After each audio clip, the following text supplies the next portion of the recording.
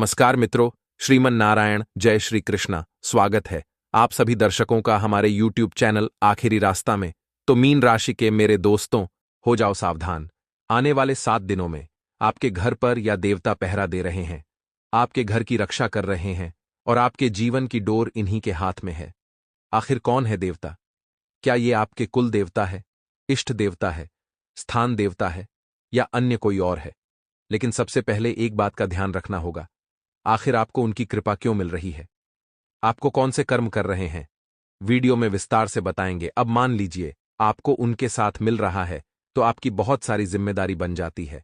तो वह गलतियां आपको कौन से नहीं करनी है, जिससे आप इन्हें रूष्ट कर दें या उनके क्रोध का भागीदार आपको बनना पड़े। वीडियो में एक बात बताएंगे, आखिर किस प्रकार में देवताओं की कृपा प्राप्त होती है, और जब देवताओं की कृपा प्राप्त हो जाती है तो इंसान को क्या संकेत मिलते हैं, उसके बारे में भी आपको विस्तार से जानकारी प्रदान करेंगे। आपको बस करना इतना सा काम है कि थोड़ा सा समय निकालकर वीडियो को बिल्कुल अंत तक देखना है। आपके जीवन की एक नई राह मिलेगी और आपका बेड़ा पार हो जाएगा। लेकिन सबसे पहले भगवान नारायण के सच्चे भक्त इस वीडियो को लाइक करके कमेंट बॉक्स में जय लक्ष्मी नारायण अवश्य लिखिए। बड़ी मनोकामना पूर्ण होगी। आज के इस दौर में जहां पाप प्रतिदिन बढ़ते जा रहे हैं, कलयुग के इस चरण में जहां इंसानियत खत्म होती जा रही है, वहां केवल वही इंसान तरक्की कर सकता है, वही इंसान सुख प्राप्त कर सकता है, वही इंसान अजेय हो सकता है जिसके ऊपर देवताओं की कृपा होती है, जिसके घर की रक्षा स्वयं देवता करते हैं, जिसके घर पर हमेशा देवताओं का पहरा रहता है। वही इंसान इस दुनिया में सबके ऊपर विजय प्राप्त कर सकता है। अब बात यहां पर सिर्फ लोगों की नहीं है, बहुत सारे क्षेत्रों में हमें जरूरत होती है देवताओं के आशीर्वाद की। मान लीजिए आप बहुत ज्यादा गलत आचरण करते हैं, आप बहुत गलत संगति में रहते हैं, तो आपको देवताओं का साथ प्राप्त नहीं हो पाएगा। अगर आपकी बोलचाल सही नहीं है, वाणी में कटुता है, आप हमेशा गाली गलौज करते रहते हैं, लोगों को अपशब्द कहते रहते हैं, तो आपको देवताओं का साथ नहीं मिल पाएगा। आप अपने शरीर को स्वच्छ नहीं रखते, समय पर नहाते नहीं हैं और बेसमय कभी भी आपको सोना व जागना है, तो सीधी सी बात है, आपको देवताओं का साथ नहीं मिल पाएगा। तो सवाल यह उठता है दोस्तों, इंसान को जीवन में देवताओं का साथ, सानिध्य, आशीर्वाद आखिर कब मिलता है? तो आगे यह वीडियो बहुत खास होने वाली है, बहुत महत्वपूर्ण होने वाली है। हमारा आपसे विशेष अनुरोध है, थोड़ा सा समय निकालकर इस वीडियो को अंत तक देख लीजिएगा, क्योंकि YouTube पर अन्य कहीं भी आपको ऐसा वीडियो नहीं मिलने वाला जो आपको इतनी गंभीर जानकारी प्रदान करे और एक एक सच आपके सामने रखे। क्योंकि दोस्तों, हम सनातन धर्म में जन्मे हैं, यह हमारा बहुत बड़ा सौभाग्य है, क्योंकि ऐसा कहा जाता है इस दुनिया का सबसे जो पुराना धर्म है वही सनातन धर्म है। सनातन का मतलब ही होता है जिसका ना तो कोई अंत है और ना ही कोई शुरुआत है, यह अनंत है। अब भगवान का शुक्रिया है कि हमें सनातन धर्म में आपने जन्म दिया। लेकिन दोस्तों, आप एक बात और जानते होंगे, सनातन धर्म में 33 कोटि देवी देवता है। बहुत सारे लोग 33 करोड़ समझते हैं, लेकिन आपकी गलतफहमी हम दूर कर दें। सनातन धर्म में 33 करोड़ नहीं, 33 कोटि देवी देवता है, जिसमें दोस्तों 8 तो वसु है, 11 रुद्र है, 12 आदित्य है और एक एक इंद्र और प्रजापति है। इस प्रकार 33 कोटि देवता हमारे सनातन धर्म में होते हैं। अब हर देवता को अलग अलग समझने की जरूरत नहीं है, हर भगवान को अलग अलग बांटने की जरूरत नहीं है।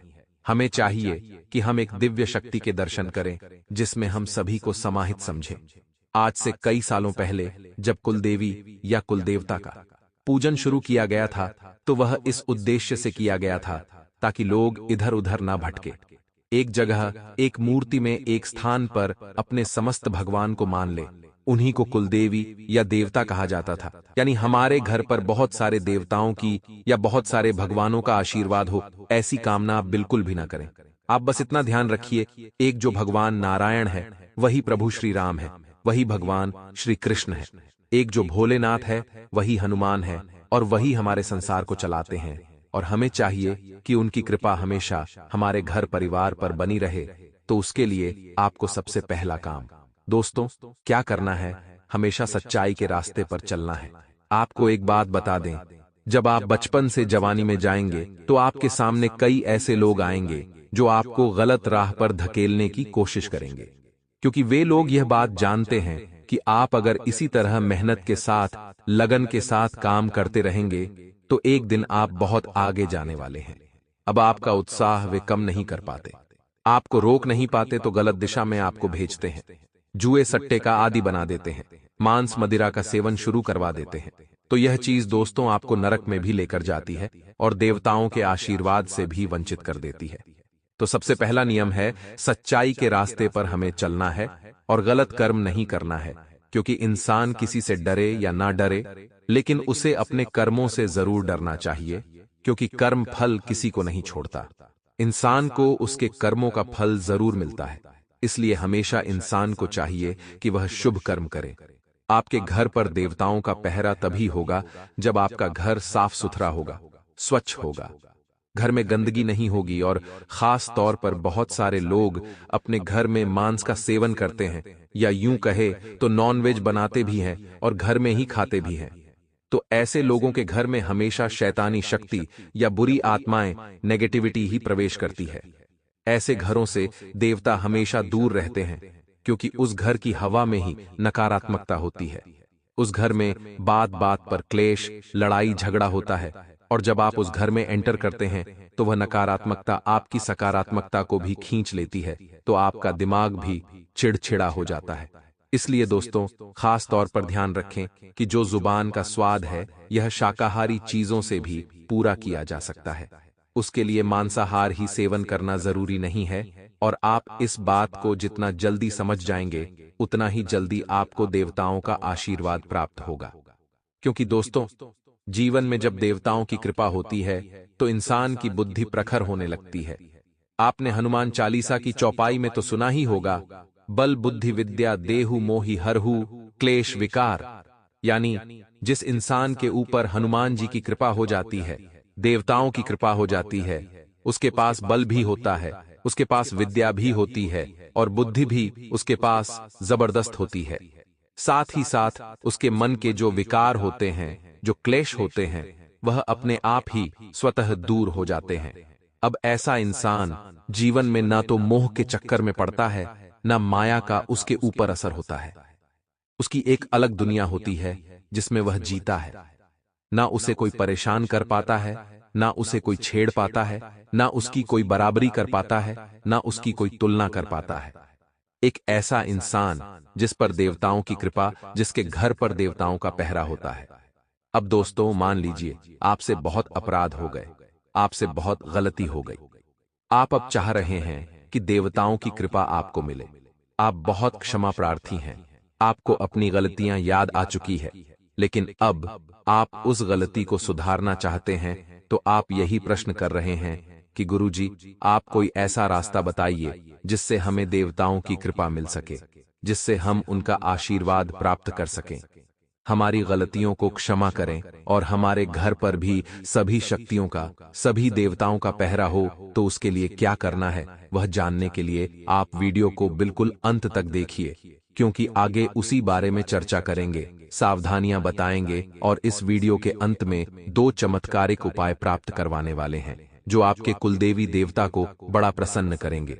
इसलिए दोस्तों, वीडियो के साथ कृपया करके अंत तक बने रहे।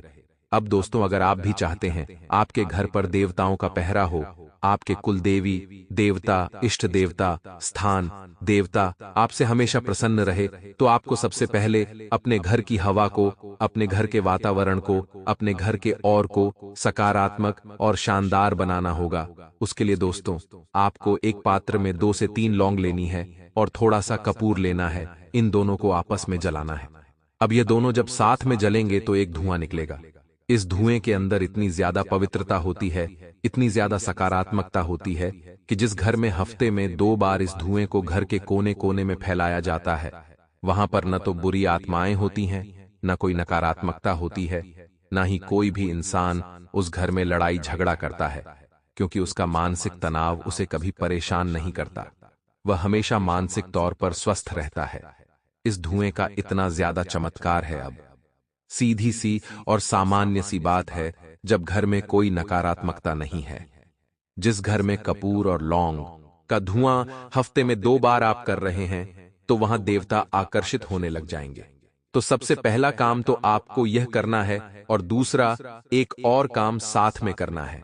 सुबह सुबह जितना जल्दी हो सके आप उठने की कोशिश करिए और अपने घर की टीवी में भगवान के भजन लगा दीजिए।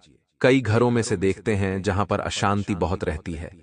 कई ऐसे घर होते हैं जहां हमेशा क्लेश जमा रहता है। परिवार के सदस्य आपस में प्रेम जोड़ना चाहते हैं लेकिन लड़ाई हो जाती है। एक दूसरे से बात करना पसंद नहीं करते, एक दूसरे के साथ रहते हैं लेकिन एक दूसरे से मुंह फुलाकर रहते हैं। तो ऐसे घरों में इस चीज का बहुत प्रभाव दिखता है। सुबह सुबह तकरीबन एक हफ्ते तक रोजाना भगवान के भजन लगाकर टीवी में छोड़ दीजिए और एक सप्ताह के बाद आप खुद वह असर देखेंगे जो आपने सपने में भी नहीं सोचा होगा। पहला काम आपको लौंग और कपूर का धुआं करना है।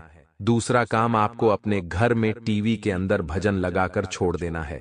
अब दोस्तों, अंतिम जो काम हम आपको बताने जा रहे हैं उसे सुनकर ध्यान से आपको फॉलो करना है, वरना देवताओं का प्रवेश, देवताओं का आशीर्वाद आपको नहीं मिल पाएगा। दोस्तों, हमारे शास्त्रों में एक पंक्ति लिखी हुई है जो कुछ इस प्रकार से है, यत्र नार्यस्तु पूज्यन्ते तत्र देवता रमणते। जिसका अर्थ क्या होता है, जिस स्थान पर नारी की पूजा होती है वहां पर देवता स्वयं विराजते हैं। लेकिन अक्सर दोस्तों, आपके घर में क्या होता है?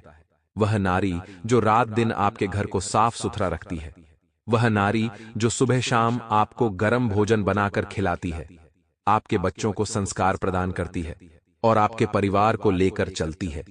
अक्सर ऑफिस का सारा गुस्सा आप उसके ऊपर निकाल देते हैं। अक्सर आप ऊंचे स्वर में घर वालों के सामने उनका अपमान कर देते हैं। कई बार स्त्री को दहेज के लिए बहुत ज्यादा परेशान किया जाता है, तो वही कई बार स्त्रियों का इसलिए शोषण किया जाता है क्योंकि वह एक स्त्री है और उसे दब के रहना चाहिए। यही चीज माता लक्ष्मी को बिल्कुल भी पसंद नहीं है। दोस्तों, आज के इस दौर में पुरुष और नारी दोनों एक समान हैं। आज अगर दोनों की तुलना की जाए तो सर्वश्रेष्ठ नारी को ही बताया जाता है, क्योंकि आज अगर हम भी इस दुनिया में हैं तो एक नारी की वजह से। जब नारी एक संतान को जन्म देती है तो उसे इतनी भयंकर प्रसव वेदना होती है जिसकी कल्पना भी आप सपने में नहीं कर सकते। इसलिए आज के बाद अपने घर की या बाहर की किसी भी नारी का अपमान ना करें, क्योंकि अगर आप अपने घर में उपस्थित नारी का पूजन करेंगे तो आपको पंडाल में जाकर माता रानी को प्रसन्न करने की जरूरत नहीं पड़ेगी। कई घरों में अक्सर नारी को बोझ समझा जाता है। आपने देखा होगा उस घर में कभी सुख शांति नहीं रहती। यह आज हम बहुत अंदर की बात आपको बता रहे हैं जो शास्त्र हमें बहुत पहले बता चुके हैं, लेकिन अक्सर अपने अहंकार में, अपने घर के रीति रिवाज में हम वो चीजें भूल जाते हैं और अक्सर वही गलतियां करते हैं जिससे हमारा लाभ होने की बजाय दुर्भाग्य जाग जाता है। तो दोस्तों, अगर आप भी चाहते हैं देवताओं की कृपा आपको मिलती रहे, देवता आपके घर में विराजे, आपके घर पर पहरा दे, तो फिर आपको भी अपने घर की नारी की पूजा करनी है, उनकी बात माननी है, उनका सम्मान करना है, छोटे मोटे कामों में हाथ बटाना है और सबसे बड़ी बात, किसी भी चीज को लेकर उन्हें परेशान नहीं करना है। उनकी भी गलतियों को समझना है और समय समय पर माफ करते रहना है। अब दोस्तों, मान लीजिए आपको देवताओं का साथ मिल गया, मान लीजिए आपको देवताओं का आशीर्वाद मिल गया, आपके घर पर स्वयं देवता पहरा दे रहे हैं, तो आपको अपने जीवन में क्या बदलाव देखने को मिलेंगे, हम उस बारे में भी चर्चा कर लेते हैं, क्योंकि आपके लिए यह जानना भी बहुत ज्यादा जरूरी है। तो दोस्तों, सबसे पहला परिवर्तन आपको अपने जीवन में देखने को मिलेगा कि वह परिवार के लोग जो बात बात पर लड़ लिया करते थे, वह परिवार के लोग जो एक दूसरे से मुंह फुलाकर बैठते थे, वह बहुत ज्यादा अच्छे से घर में रहने लगेंगे। आपके घर में पारिवारिक एकता का बहुत अच्छा उदाहरण आपको दिखेगा। आप महसूस करेंगे कि भगवान, यह चमत्कार आखिर कैसे हो गया। तो यह देवताओं के आशीर्वाद का पहला संकेत है कि उस घर में सुख शांति बनी रहती है, और इस दुनिया में अगर किसी चीज की कीमत है तो वह है शांति की, क्योंकि आज के इस दौर में शांति की कामना हर किसी की पूर्ण नहीं होती। दूसरा संकेत दोस्तों आपको मिलेगा, भले आपके जीवन में थोड़ी बहुत परेशानी हो, कठिनाई हो, चुनौती हो, फिर भी मानसिक तौर पर आप बड़े प्रसन्न रहेंगे। आपको अंदर से प्रसन्नता का एहसास होगा, क्योंकि वह देवता आपको हिम्मत दे रहे होंगे। आपके घर में मौजूद है तो आपको सहारा दे रहे होंगे, जिस वजह से अंदर से प्रसन्नता भरा माहौल आपको प्राप्त होगा। आप देखेंगे कि घर के मुख्य द्वार के बाहर, रोड पर या आपके आंगन में गाय गोबर कर कर चली जाएगी, या फिर दोस्तों घंटों तक गौ माता आपके द्वार पर बैठी रहेगी, जिससे समझ आता है कि यह जो घर है यह बड़ा पवित्र घर है, यहाँ देवताओं का वास है। और गौ माता में तो 33 कोटि देवी देवता निवास करते हैं। तो आपके घर के बाहर अगर गौ माता बैठी रहती है तो आपके ऊपर जरूर देवताओं की कृपा है। इस बात को बिल्कुल भी नजरअंदाज हमें नहीं करना है। इसी के साथ साथ दोस्तों, आप महसूस करेंगे कि सूर्य की किरणें आपके घर में पहले से थोड़ी ज्यादा बढ़ गई है, क्योंकि जिस इंसान के घर में नकारात्मकता होती है, शैतानी शक्तियां होती हैं, वह अंधकार ही अंधकार होता है। लेकिन जहां सकारात्मक होती है, देवताओं का वास होता है, वहां पर सूर्य की किरणें भी आती है और देवताओं का आशीर्वाद भी बना रहता है। लेकिन दोस्तों मान लीजिए कोई देवता हमसे नाराज हो गए हैं, रुष्ट हो गए हैं, हमारी कुलदेवी देवता की कृपा हमें नहीं मिल रही, तो क्या उपाय हमें करने हैं वह अब आगे हम आपको बताने जा रहे हैं। तो जितने भी लोगों ने वीडियो को यहां तक देखा है वह काफी भाग्यशाली है। लेकिन अगर आपको सौभाग्यशाली बनना है तो यह 2 उपाय सच्ची श्रद्धा से कर लीजिएगा। जिंदगी भर आपको कभी पैसों की कमी नहीं होगी। आपके पितृदेव, आपके कुलदेव आपके ऊपर ऐसी कृपा बरसाएंगे कि आपकी हर एक मनोकामना पूर्ण हो जाएगी। कुलदेवी या देवता की अपार कृपा पाने के लिए उनके स्थान पर जाएं और एक साबुत नींबू के को अपने ऊपर से 21 बार उतार लें। इसके बाद इसके 2 भाग करके अलग अलग दिशा पर फेंक दें। इसके बाद कुलदेवी या देवता से क्षमा मांगकर पूजा पाठ कर लें। कुलदेवी या देवता के स्थान पर जाकर एक साबुत नींबू लें और उसको अपने ऊपर से 21 बार वार कर उसे 2 भागों में काटकर एक भाग को दूसरे भाग की दिशा में और दूसरे भाग को पहले भाग की दिशा में फेंक दें। इसके बाद कुलदेवी या देवता से क्षमा मांगकर वहां अच्छे से पूजा पाठ करें या करवाएं और सभी को दान दक्षिणा दें। कुलदेवता की पूजा करते समय शुद्ध देसी घी का दिया, धूप, अगरबत्ती, चंदन और कपूर जलाना चाहिए। साथ ही प्रसाद स्वरूप भोग भी लगाना चाहिए।